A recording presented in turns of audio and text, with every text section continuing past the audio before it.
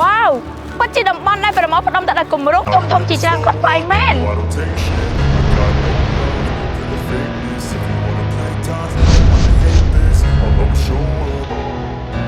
I don't ever slow up, no I don't take shit. I got no love for the fakeness. If you wanna play tough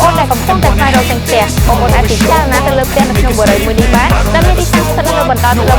101ចំណាយតែជាង2គីឡូម៉ែត្រប៉ុណ្ណោះពីរថមួយគួរស្រែចុះទៅផ្លូវហ្វីលីពីនហើយចំណុចភាគីជាមួយនឹងការទំនើប Aeon 3ប្រលឹងយន្តហោះថ្មីប្រព័ន្ធខ្មែរ Beverages និងគម្រោងអភិវឌ្ឍន៍ធំៗជាច្រើនផ្សេងទៀតរបស់រដ្ឋាភិបាលនិងវិស័យឯកជនបាទត្រឡប់មកខាងឆ្វេងដៃរបស់នេះខ្ញុំគឺថានៅគិតជាមួយនឹងការទំនើប Aeon 3សាលារៀនមន្ទីរពេទ្យធនាគារឡាចំណែកឯខាងស្ដាំដៃរបស់នេះខ្ញុំវិញគឺថានៅគិតជាមួយនឹងគម្រោងផ្លិតត្រវល់ក្រុងទី3ដែលបងប្អូនងាយស្រួលប្រកាសធ្វើដំណើរមិនអាចចូលក្រុងឬចេញទៅតាមបណ្ដាខេត្តនានានោះឡើយ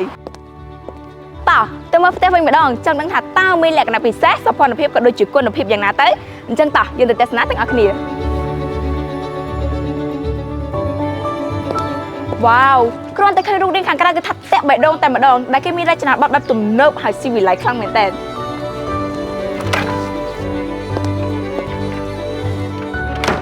រីឯខាងនេះវិញចូលមកហើយគេថាអត់ចង់ចេញវិញទេដែលមានរចនាបថកាន់តែពិសេសអស្ចារ្យហើយស័ក្តិសមជាមួយនឹងយុគសម័យទំនើបនេះពិតតែម្ដងដែលបងអាចគេទៅជាមួយនឹងម្ចាស់គម្រោងគេថាគាត់មានគំនិតច្នៃប្រឌិតខ្ពស់ជាមួយនឹងលំនៅឋាននេះតែម្ដងហើយមានផ្ទះច្រើនម៉ូដសម្រាប់ជ្រើសរើសទៀត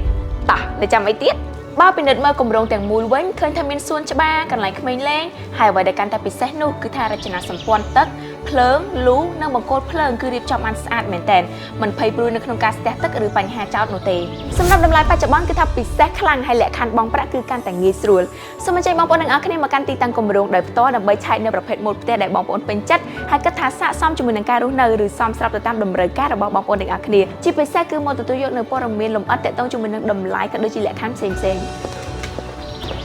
សូមកុំភ្លេចណាបរិយាវង Residence តែតងតាមរយៈលេខទូរស័ព្ទខាងលើដើម្បីទទួលបានទីតាំងផ្ទះល្អៗមុនគេប្រញាប់ឡើងចំនួនផ្ទះមានកំណត់